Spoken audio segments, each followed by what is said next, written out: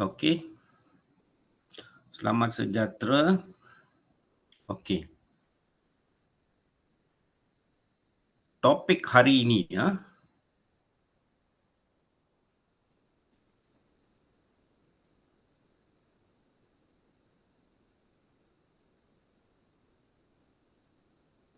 Okey, topik hari ini tingkatan 4 lah. Peribadi mulia hiasan diri. Nampak? Okey.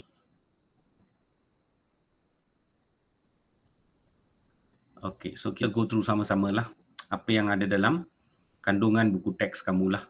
Boleh ya? Okey. So, seperti biasa ada nilai. So, kamu ada nilai kepercayaan kepada Tuhan. But before nilai lah, cikgu lupa beritahu. Okey, maksud kepribadian mulia, you mesti faham maksud dia.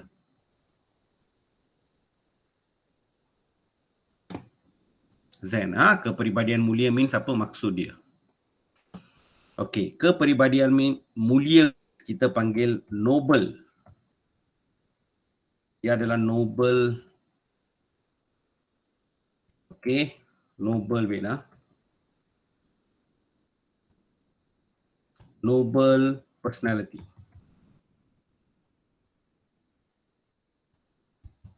Noble personality lah.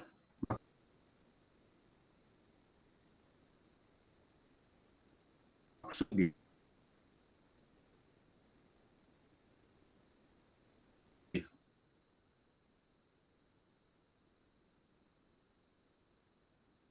So having very fine, very fine, best quality in you. Best quality in you. That means you are holding towards high moral principle. Maksudnya kamu berpegang teguh kepada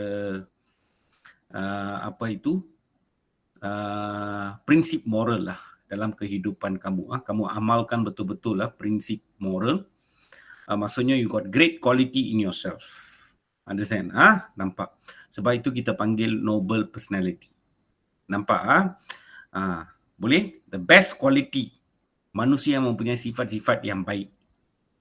Understand? Dan sifat-sifat baik, you berpegang teguh kepada prinsip moral means kamu boleh dikategorikan sebagai insan bermoral. Zen, something like that lah. Boleh ya? Okay. Noble personality. Nampak? So maksudnya you are having or you are showing very fine or best qualities. Zen, in you. Nampak? Lebih kurang macam itulah. Understand? Boleh ya? Kalau satu orang itu ada good quality, best quality in themselves, nampak tu? Confirm people can see Tuhan in you lah, something like that. Sometimes they will tell like that lah. Understand? We can see God in you, something like that. Boleh Okay, sebab itu kamu ada first nilai dia, kamu boleh nampak nilai kepercayaan kepada Tuhan. Zen, so kamu boleh nampak nilai kepercayaan kepada Tuhan is there. Nampak? Okay. Then nilai hema tinggi. Good quality means beradab. Hema tinggi ini adalah berbudi pekerti mulia. Understand? Okay, nampak tu. Dia sopan, beradab sopan, budi pekerti mulia. Understand? Hema tinggi.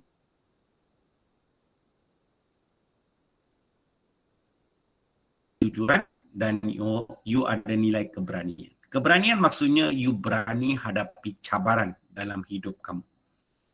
Zen, sangat tenang dan berani hadapi cabaran dalam hidup. Something like that lah. So ini adalah nilai-nilai yang ada dalam topik ini. Nampak? Okay, next. Dalam buku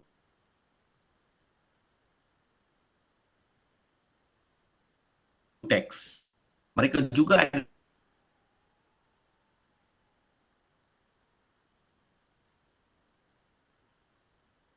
maksud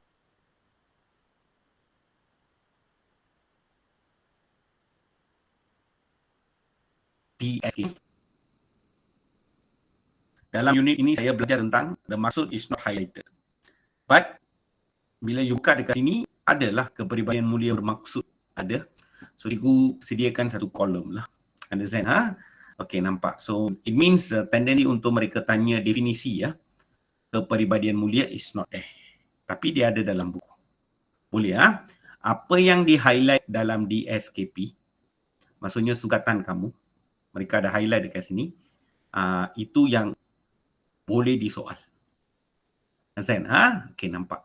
Boleh tapi kita masih baca buku teks lah apa yang ada dalam sana.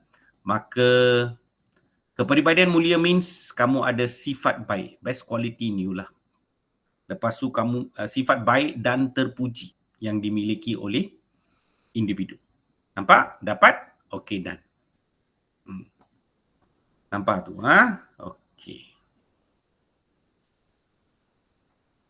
Okay, next kita nak tengok ciri individu berkepribadian mulia. Karakteristik lah kamu. Understand? Okay, so benda ini sangat senang kelas. Understand? Okay, nampak tu. Kepribadian mulia. Nampak tu. Okay. Topik ini ada kaitan dengan Form 5 punya chapter as well. Ada kaitan. Understand? Okay, nampak. Sebab dekat sana kamu akan belajar regarding nilai kerohanian. Orang yang ada nilai kerohanian, dia pun sama lah. Dia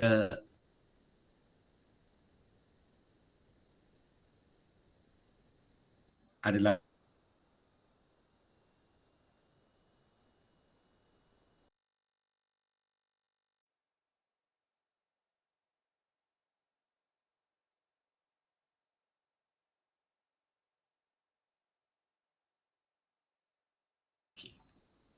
so you tengok orang ada kepribadian mulia, ciri dia. Okay, the first one adalah dia adalah ikhlas, jujur dalam tindakan. So kamu tahu ikhlas itu adalah sincere. Dia sincere. Wait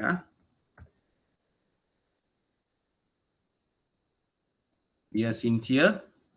Lepas itu lagi satu, dia jujur. Maksudnya dia adalah orang yang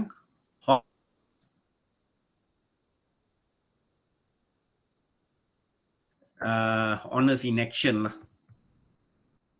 Perlakuan dia, tingkah laku dia semua kamu boleh nampak.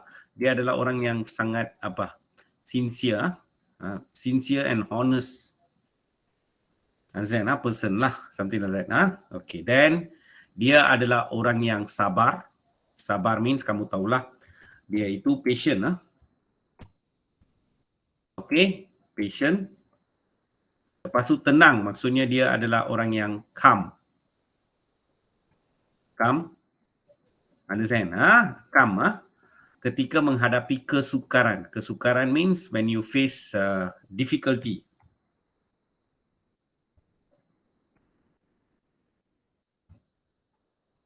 Okay, difficulties in life. Understand? Sebab tu kamu ada tadi nilai apa itu? Keberanian. You boleh hadapi cabaran. Understand? Bila ada problem, difficult time in your life, you can face. You ada keberanian. Nampak? Boleh Okay, so sabar kamu tahu, tenang kamu tahu ketika menghadapi kesukaran dalam kehidupan. Lepas tu dia berpegang teguh kepada nilai murni. Nilai murni. Murni means pure. Pure. Understand? So normally kita kata kanak-kanak adalah pure. Understand? Nampak? Okay, nampak. Kanak-kanak itu sangat pure. Very innocent. Something like that. Okay, so nilai murni means dia berpegang teguh kepada pure values. Kita panggil. Dapat?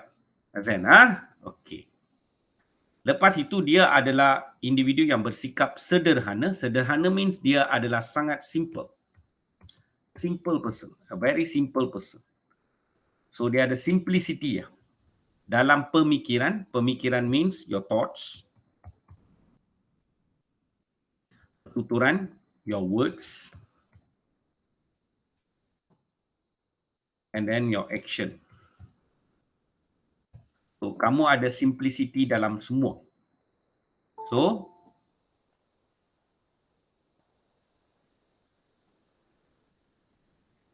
kamu ada simplicity ya dalam semua. So, maksudnya kamu bersikap sederhana dalam pemikiran, pertuturan dan juga perlakuan. Nampak? Okey? Okey, dan nampak tu? Boleh ya? Okey. Dan yang ini actually ya, sepatutnya cikgu kena tulis terbalik lagi baguslah. Understand? Cikgu ikut saja apa yang ada dalam buku teks, cikgu tulis. Okay, another one adalah dia adalah orang yang bersungguh-sungguh melakukan kebaikan. Dia suka buat benda yang baik. Understand? Bersungguh-sungguh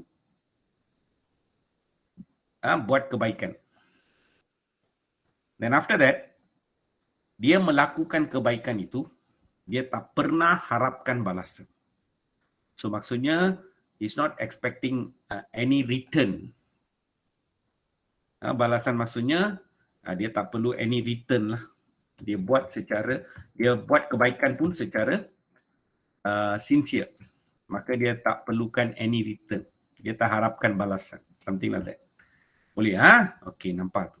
So ingat, dia usaha sungguh-sungguh buat kebaikan. Dan bila dia buat kebaikan, dia tak harapkan balasan. Nampak tu? Sebab itu, bila you baca buku teks, baca dengan teliti. Setiap perkataan mesti tahu apa maksud dia. Take your time and then baca. Make sure you know maksud. Apa yang kamu baca, kamu mesti tahu. Understand?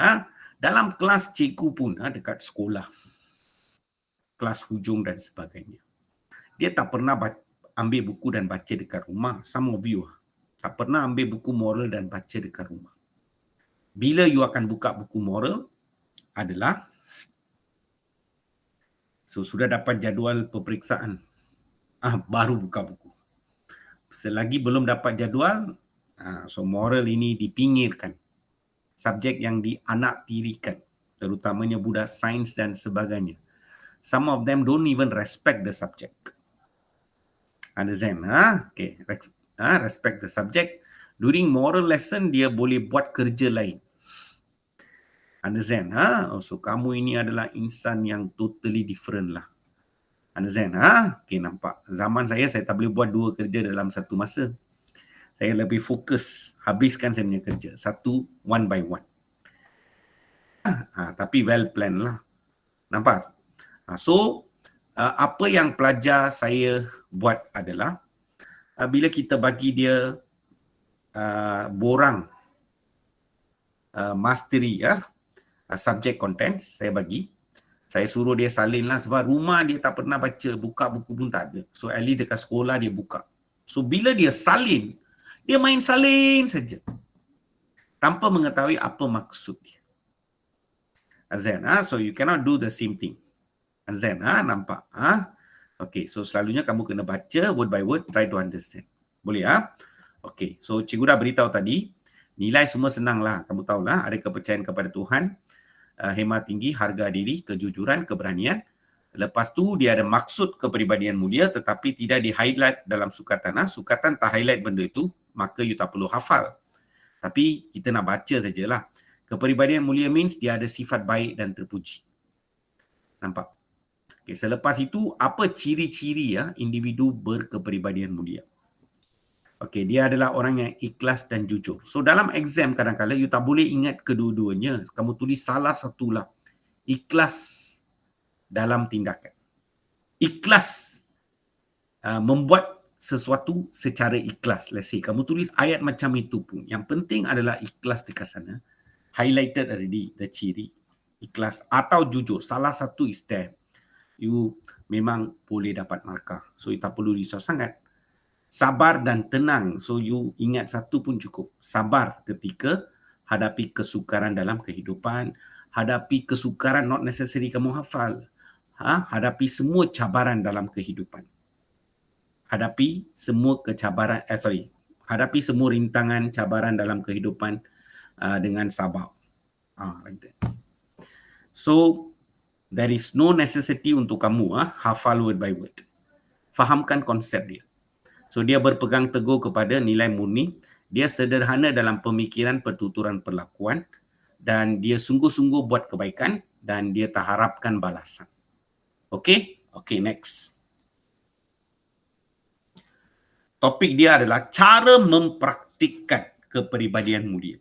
So kamu ada kepribadian mulia means how you tunjukkan nilai kepribadian mulia terhadap diri kamu, terhadap keluarga, terhadap rakan sebaya, terhadap masyarakat dan juga terhadap negara.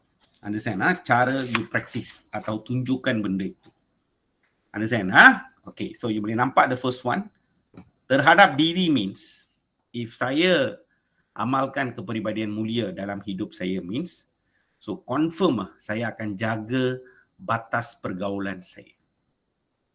Okay, batas pergaulan saya. So I will keep a social distance atau boundary lah. Understand? Okay, social boundary.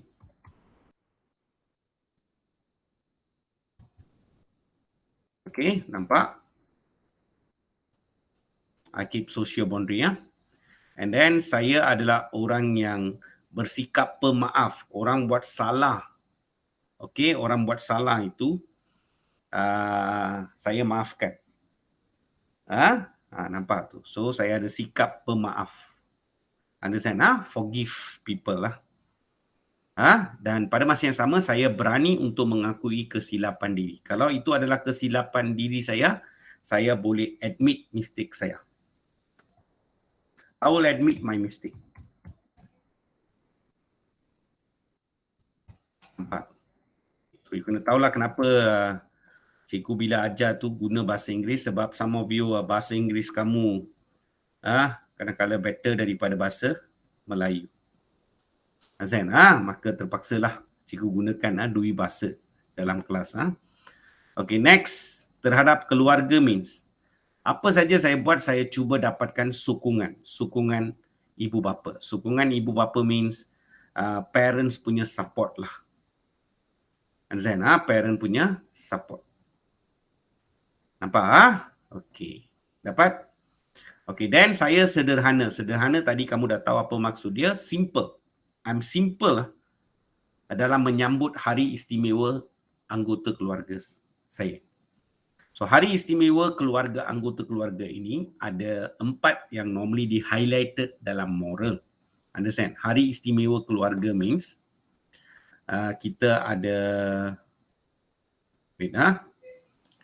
So cikgu beritahu kamu hari istimewa keluarga means kita ada hari lahir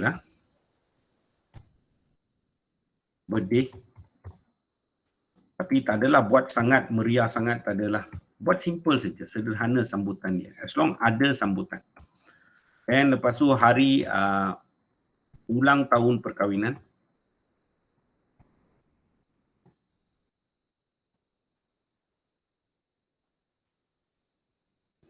Okay, hari ulang tahun perkahwinan. Lepas itu hari ibu dan bapa, Father's Day and Mother's Day. And also lagi satu adalah hari perayaan ikut kaum masing-masing. Ikut kaum masing-masing, ikut keluarga. Hari perayaan keluarga. Semua ini adalah hari istimewa. Understand? Okay, nampak tu. So, tapi saya bersikap sederhana dalam menyambut. Tak payah tunjukkan harta benda kamu ada banyak. You mewah dan sebagainya. Understand? Okay, nampak. Sederhana. Boleh? Okay, next kita ada terhadap rakan sebaya. So, kita menegur kesalahan rakan dengan cara yang baik. Kalau kawan buat salah, kita tegur kesalahan dia. Bukan kita diamkan diri. Selalunya orang diamkan diri sebab dia tidak mahu persahabatan itu putus. Ikatan persahabatan itu putus. Maka kadang-kadang dia diamkan diri saja. Tetapi the best friend adalah friend yang boleh menegur kesalahan rakan. Tapi dengan cara yang baik. Lepas tu, dia akan beri pertolongan kepada kawan dia secara ikhlas. Ikhlas means sincere. You tahulah. Understand? Okay, terhadap masyarakat means kita bantu mangsa bencana. So let's say masyarakat itu jadi mangsa bencana. Contohnya cikgu tinggal dekat Puchong lah. Tahun lepas tak adalah Puchong itu kawasan saya semua banjir, tak adalah. Tetapi kawasan lain, Shah Alam, all that, ada yang memang menjadi mangsa, Ansen. Maka cikgu pun cubalah apa yang cikgu boleh bantu, cikgu pun bantu. Nampak? And then melibatkan diri melibatkan diri secara sukarela. Ini semua ada kaitan dengan tadi lah. Dalam program kemasyarakatan, membantu mangsa bencana ini semua. Inilah, sungguh-sungguh melakukan kebaikan. Lakukan kebaikan, tak ada harapkan balasan. Nampak tu? So, bila masyarakat menghadapi bencana alam,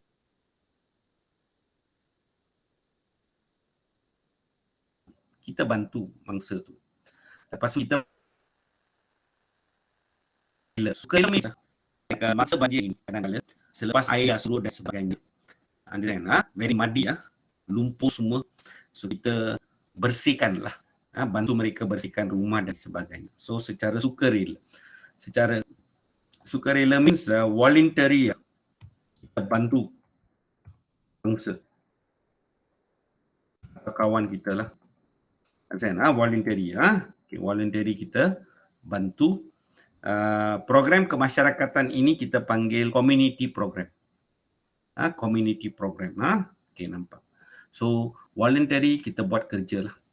Azan, okay, terhadap negara means, saya ada kepribadian mulia means, terhadap negara means, saya akan elakkan diri saya daripada melakukan penularan fitnah tentang negara. So, sebarkan berita yang tak betul tentang negara.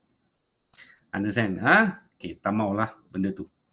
Dan saya akan mengharumkan nama negara dalam pelbagai bidang. Boleh, Okay, nampak. Okay? Okay, done. So, ini adalah cara saya praktis kepribadian mulia. Nampak tu, terhadap diri saya, terhadap keluarga saya, dengan rakan-rakan sebaya saya, terhadap masyarakat dan juga terhadap negara saya. Boleh? Okay, done. Okay, next.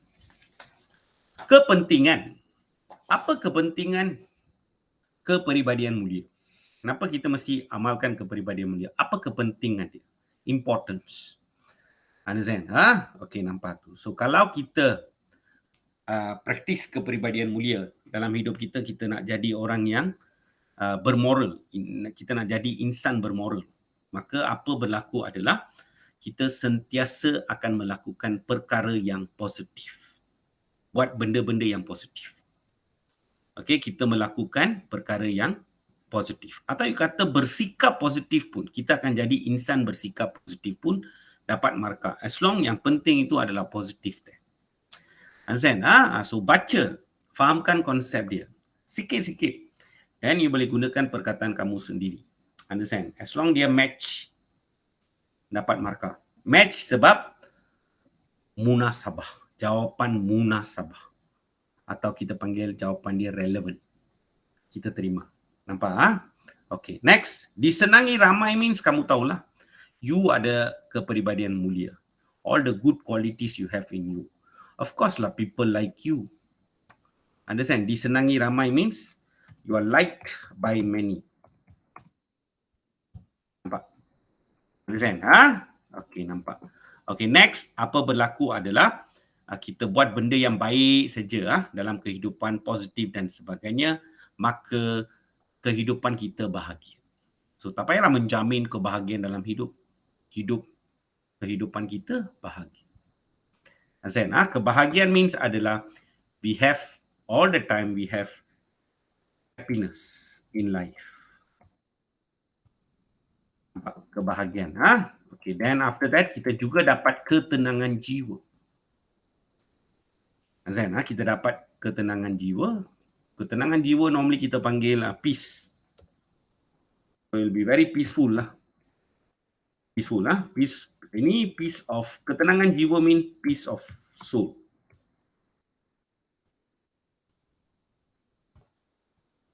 Peace of soul. Atau sometimes kita kata ketenangan minda lah, no? Peace of mind pun kadang-kadang orang boleh sebut. Zen, okay, nampak? Sebab kita selalu buat benda yang baik. Nampak tu? Ini liked, disenangi ramai liked. Yang ini respected. Zen, so dihormati. So kamu akan dihormati dan dipandang mulia oleh orang lain. So hormat ini kita panggil respected, dihormati. So kita direspected. Respected. Zen, okay, nampak? Okay, dipandang mulia means we are honored. Nampak? Okay, oleh orang lain. Dan kita akan jadi suri teladan. Suri teladan satu istilah banyak tempat you akan guna. Terutamanya ibu bapa semua mesti tunjuk suri teladan. Zen, suri teladan. Kamu pemimpin, kamu kena tunjuk suri teladan yang baik. Zen, okay, so maksudnya you akan jadi role model kepada orang lain. And after that, you boleh capai matlamat hidup kamu. Okay, matlamat hidup itu kita panggil you punya life goal lah. Whatever goals you have in your life, you can achieve. Nampak tu? Boleh, Okay, ini kita panggil matlamat hidup. Dapat? Okay, so ini semua adalah kepentingan. Kenapa kita mesti jadi insan berkepribadian mulia? Apa kepentingan dia? Nampak? Dapat? Okay, done. Next. Hanya topik ini saja ada satu perkara perbandingan. Kita pun tak tahu macam mana dia nak tanya soalan lah.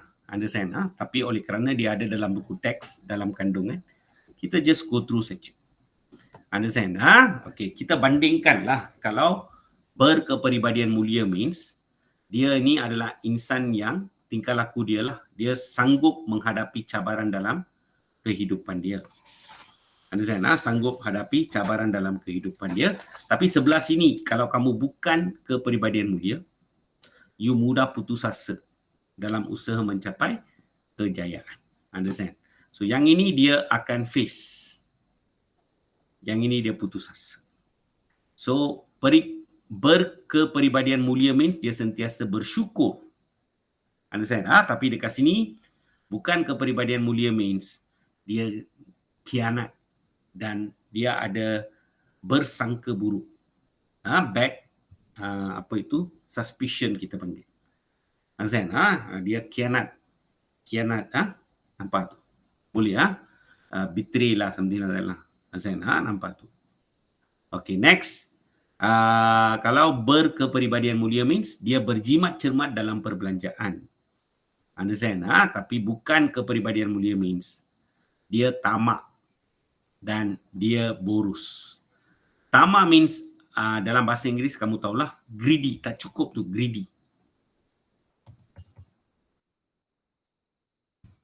Greedy, Dan boros adalah you belanja secara berlebihan.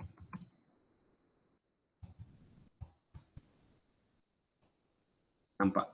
Berbelanja secara berlebihan. Nampak? Okay, then kalau kamu ada berkepribadian mulia, kamu akan bekerjasama dan saling menolong. Nampak? Okay, you tahulah tadi kamu ada belajar apa?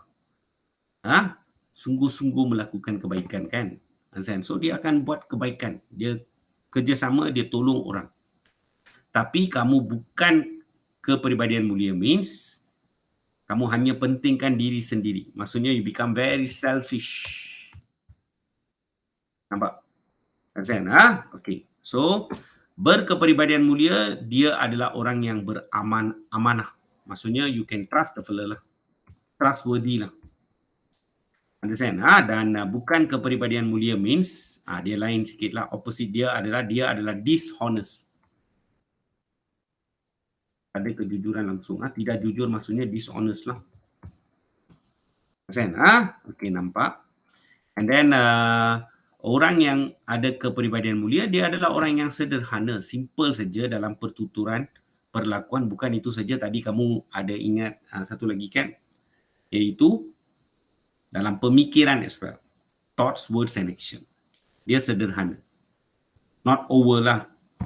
Okey, tapi dekat sini lain pula. Kalau dia bukan berkepribadian mulia means dia adalah orang yang pemarah and memang tidak sabar. Understand? So pemarah means kamu tahulah dia adalah kind of angry person lah. He's an angry person.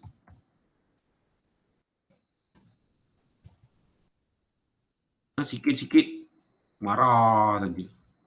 Understand? Dan tidak sabar means adalah orang yang impatient. Nampak? Boleh Okay, then after that the last perkara yang ada dalam topik ini adalah of course lah ekspresi perasaan. So as usual lah tadi, dulu pun cikgu ada beritahu kamu. Easiest perasaan adalah gembira. Kalau itu positif lah. Kalau negatif means sedih. Ini paling senang kamu boleh tulis. Understand? Dan soalan perasaan pun bukan banyak. Mungkin satu soalan saja dia akan tanya. Understand? Tapi satu pun penting sebab markah. Understand? So perasaan kita gembira, kita selesa dan harmoni. Ini yang ada dalam muka surat 21 lah. Understand? Ekspresi perasaan kamu. So kalau kamu berkepribadian mulia, kamu gembira, selesa, harmoni. Understand? Okay? Okay, done. So this is what inside the textbook lah. So kamu kena go through textbook. Understand? Dan kamu kena buat catatan. Catatan maksudnya bukan kita baca. Ini cikgu salin bulat-bulat lah. Understand? Tetapi bila kita go through, pastikan all the time bila kamu sedang buat ulang kaji dekat rumah lah, sebab dekat sekolah kamu tak boleh guna handphone kan. So di rumah handphone ada dekat sebelah. Every time tak tahu sesuatu perkataan, maksud dia, cari Google dan cari maksud dia. Understand? Nampak tu? Boleh? Okay, done. Now we go for soalan. Kita habiskan. So hari ini kita akan buat soalan bahagian A saja. Dan besok baru kita akan buat bahagian B dan C. Nampak? Okay. So soalan bahagian A. Okay, nampak. Itulah. Okay. Maklumat di bawah menunjukkan permintaan yang dibuat oleh Kementerian Kesihatan Malaysia means KKM, mereka sudah bagi semasa pandemik lah. So KKM ini actually they want more sukarelawan untuk dihantar ke Tawau, Laga Datuk, Semporna dan Kota Kinabalu. Sebab dulu dekat Sabah itu pada masa itu ada election. So kes bertambah dan sebagainya. So they need a lot of sukarelawan untuk hadapi semasa pandemik COVID itulah. Kes dalam Malaysia melonjak selepas pilihan raya tersebut. Nampak tu? So dia perlukan sukarelawan. Okey, nampak tu. So banyak orang jadi sukarelawan lah. Okey, so sekarang soalan dia adalah, senang saja soalan dia. Okey. Senaraikan dua ciri individu berkepribadian mulia yang ditunjukkan oleh petugas kesihatan. So, bila kita jawab, sekurang actually watak tak penting, tetapi kadang-kadang kita takut bimbang saja kalau sebab semasa ini apa itu yang diberitahu oleh kawan-kawan yang menanda kertas sebab peraturan permarkahan kadang-kadang akan berubah. Understand? Nampak? So maka kita kena play safe. Understand? Pastikan kita tak teraniaya. Understand? Play safe. Okay, so tulis watak. Watak dia adalah petugas kesihatan.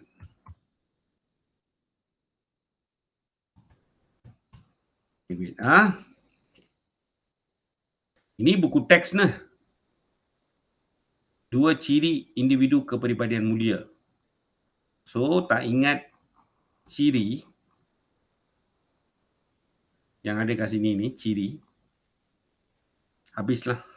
Azan, nampak? So, buku teks. Bukan word by word. Kau tulis sikit pun sudah okey. Petugas kesihatan, watak sekurang-kurangnya tulis sekali lah. Dalam dia macam ini. 1A kan. So at least satu portion ini kamu ada mention satu kali watak dia, sudah memadai, cukup. Azan. So petugas kesihatan ikhlas. Apa ialah ikhlas dan jujur? You ingat satu pun. Dia ikhlas jadi sukarelawan. Itu pun dah cukup. Cantik jawapan ni. Nampak? Okey, Okey.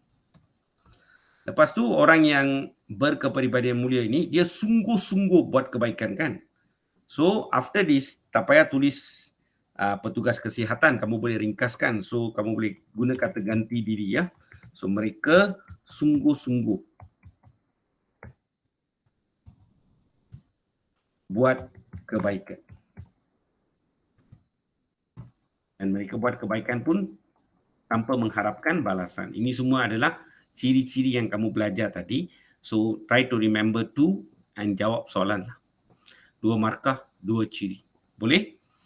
Okay, next soalan adalah perasaan. Perasaan means, tadi cikgu beritahu lah. Perasaan anda, you, apabila diterpilih sebagai sukarelawan.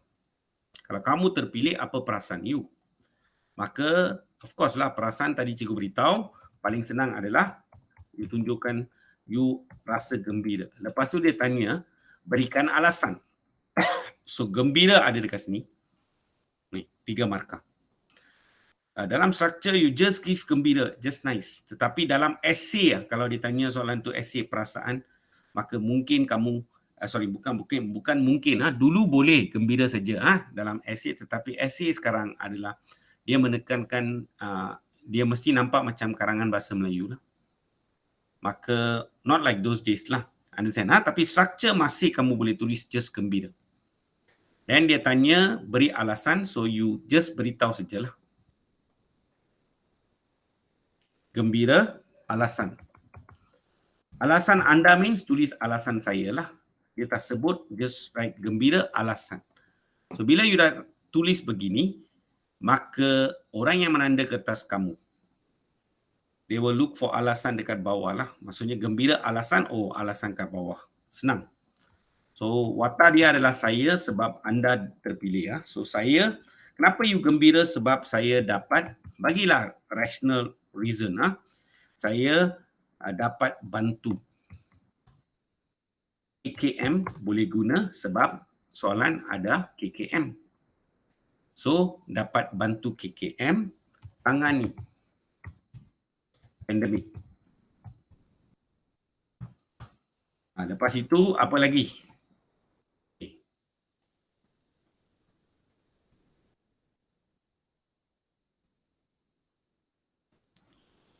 Saya dapat buat benda baik, sungguh-sungguh buat kebaikan.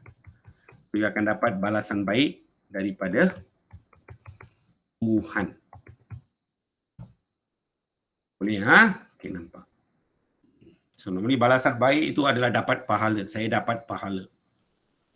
Atau you don't know the word of pahala, then dia write simple bahasa lah, kamu akan dapat balasan baik daripada Tuhan. Okay, Tuhan itu selalu T huruf besar lah. Respect. Boleh Okay. So, saya tengok gembira. Perasaan sudah bagi. Masih tinggal 2 markah. So, that means walaupun dia tak kata beri 2 alasan, saya tahu mesti tulis 2 alasan. Sebab markah. Saya tengok markah, saya sudah tahu berapa banyak alasan saya perlu tulis. Nampak? As simple as that. Okay, next. Yang ini pun buku teks.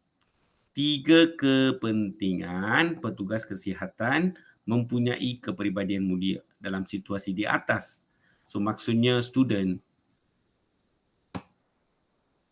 kepentingan dekat sini yang kamu belajar 7 poin yang mana relevan. Understand? Kadang-kadang bila ada isi dalam buku teks, kadang-kadang dia bagi 7 macam itu, dan kadang-kadang ada isi yang tak suit sangat lah. Understand? Tak begitu bertepatan. So, you kena pandai. Boleh Okey, tapi memang buku teks kepentingan berkepribadian mulia. Nampak tu? Ini macam you cannot do anything lah. Dan dia tanya 3 kepentingan, bagi 3. Understand? Okey, nampak tu. Okey, watak dia adalah petugas kesihatan. Satu kali tulis. Petugas kesihatan akan dihormati dan dipandang mulia. Kamu tulis satu sudah cukup lah. Akan dipandang mulia. Cukup. Dihormati tak perlu. Then after that, mereka akan jadi suri teladan kepada orang lain. Okey, nampak? So mereka akan menjadi suri teladan kepada orang lain. Nampak? Dan mereka disenangi ramai. Liked by many, right? Nampak? Tadi kamu belajar. Dapat? Okey, done. Cantik dia punya jawapan. Okey? Okey, simple saja. Ini buku teks lah, tak boleh buat apa-apa. Kalau tak baca buku teks, habislah. Understand? Okey. Nampak? Okey, next. Nilai senang. Nyatakan 2 nilai universal yang diamalkan oleh petugas kesihatan yang menawarkan diri dia sebagai sukarelawan. Okay, one of it you can write there nilai. Of course you tulis rasional bertanggungjawab boleh dapat markah lah, tetapi jangan obviously tunjukkan setiap bahagian tanya nilai terus tulis rasional bertanggungjawab, terus tulis rasional bertanggungjawab, dan itu menunjukkan kelemahan kamu. Kamu sendiri paparkan kelemahan kamu kepada orang yang memeriksa kertas kamu. Azan, okey, nampak tu. So, write nilai lain. So, nilai kepercayaan kepada Tuhan. Sebab buat kebaikan means Tuhan akan jaga kita. Kita jaga orang, Tuhan jaga kita. Itu macam. Lepas tu, nilai beradab, sopan semua. Beradab, berbudi pekerti mulia sama, beradab sopan, right? So nilai khidmat tinggi kot. Boleh? Okay, done. Dan cikgu akan discuss satu lagi soalan lah untuk bahagian ni. Okay. So you tengok. Keratan akhbar berikut menunjukkan kes penyalahgunaan dadah dan pengambilan minuman beralkohol oleh remaja. Pergi konsert lah ni.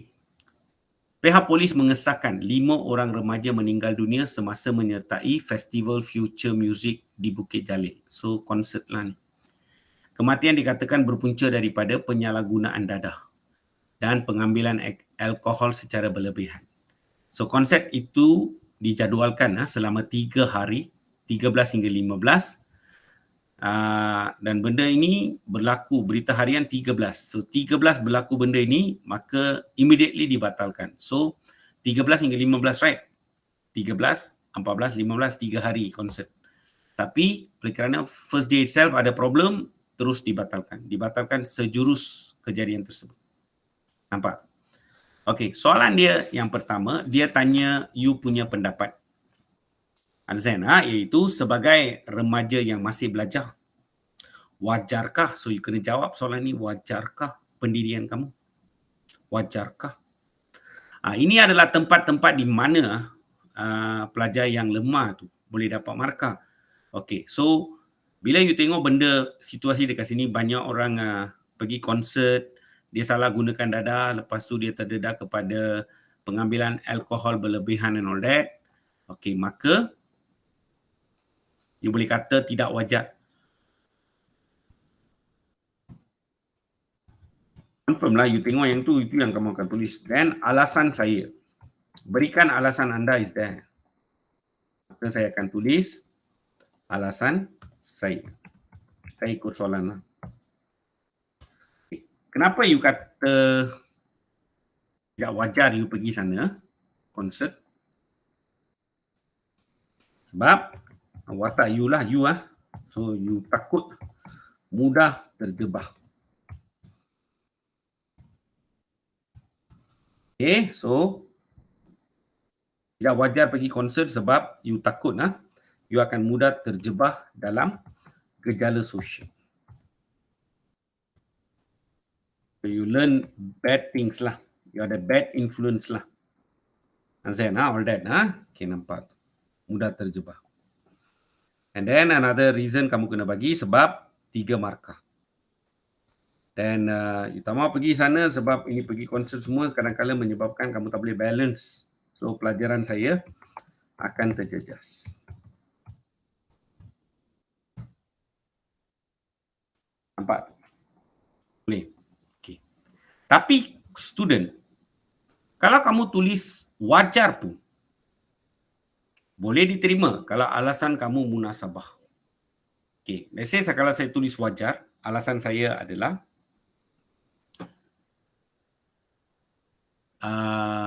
konsert. Pergi konsert adalah sumber hiburan saya. So it's a way I entertain myself. Make sense. Dapat markah. Okay, then yang kedua saya kata, saya dapat melepaskan stres saya. Okay, saya dapat melepaskan stres saya setelah menghadapi peperiksaan. Let's say after exam, pergi release tension kan. Orang kata macam tu kan.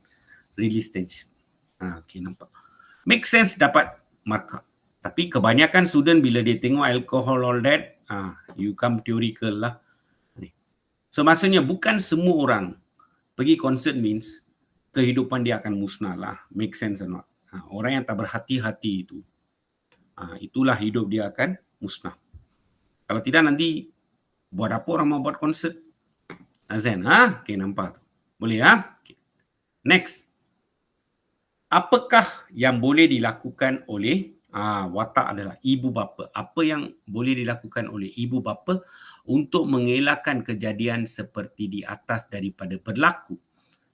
So, ibu bapa dia tamak anak dia termasuk dalam kategori 5 orang ni lah. Azan, okay, nampak. Dia tamak anak dia jadi macam itu, okay. Mati sebab penyalahgunaan dada dan juga ambil alkohol secara berlebihan. You tamak anak you, maka apa boleh buat adalah okay, dan mati kita tamak benda-benda macam itu, kejadian yang tidak diingini, maka ibu bapa boleh temani anak mereka ke konsert.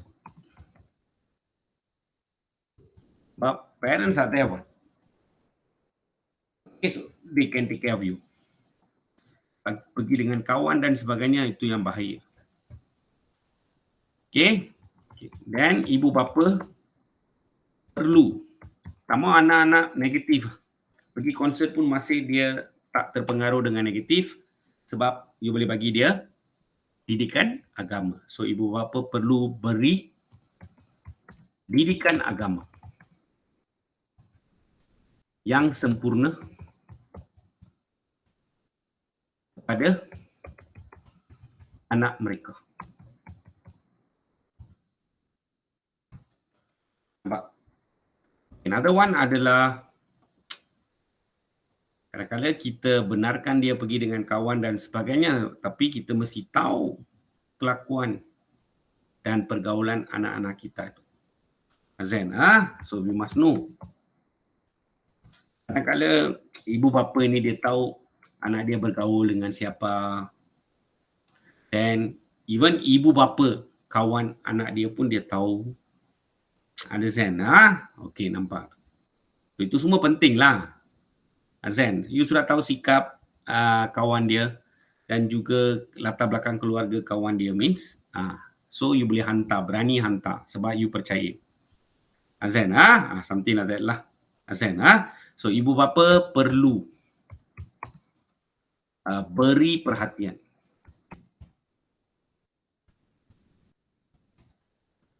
pada kelakuan dan pergaulan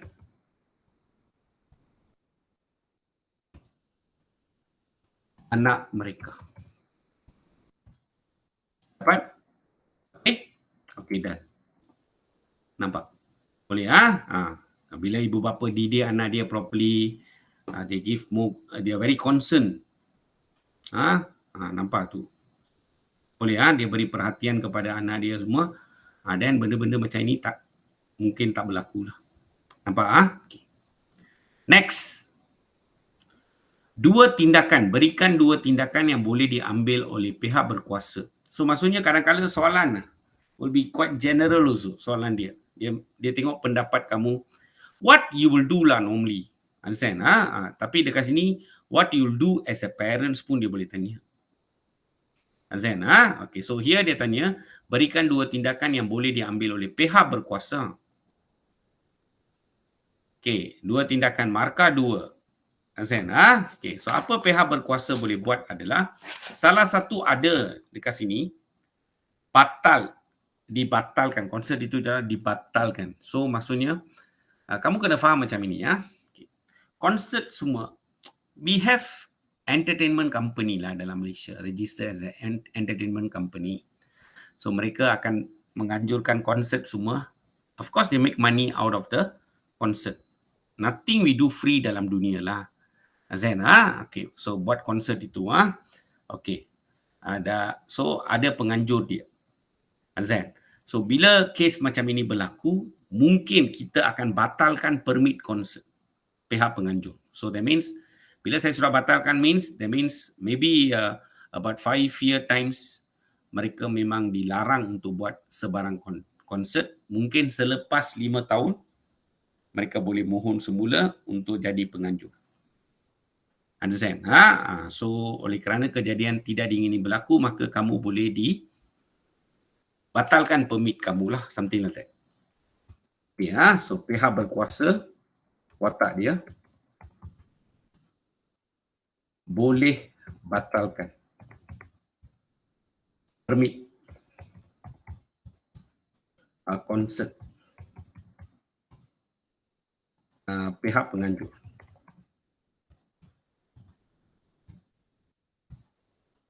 Okay, nampak? And then apa lagi?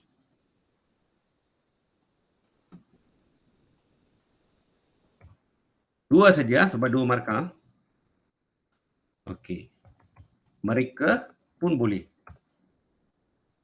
Mereka boleh denda pihak penganjur. Cukuplah. Tapi cikgu bagi ekstra dekat sini. Kalau nak bagi ekstra boleh, tak salah. Tapi kamu kena tahulah kamu ada 5 essay. Mana ada masa, understand? Okey, nampak. Okey, another one adalah pihak berkuasa boleh mengarahkan atau boleh arahkan pihak penganjur membayar pampasan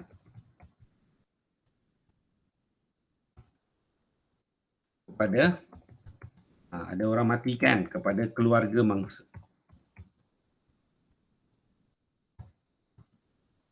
Nampak? Okey. So ini tindakan yang boleh diambil oleh pihak berkuasa. Okey, nilai yang sewajarnya diamalkan oleh remaja adalah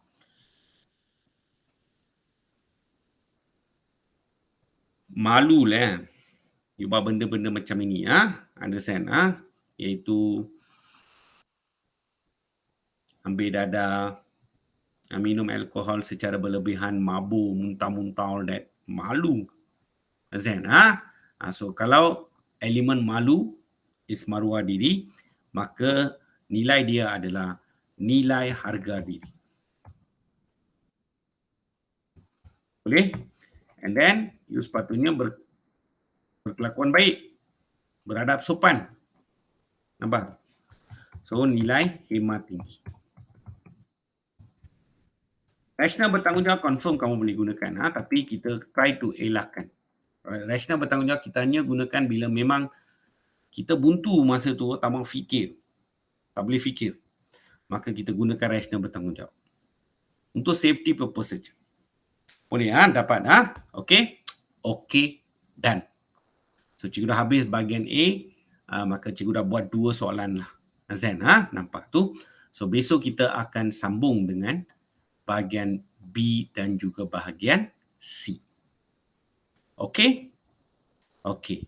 So that means it took about almost 1 hour lah. 10 o'clock, 11:03 kita sudah habis. Okay, wait. So I'll stop the recording.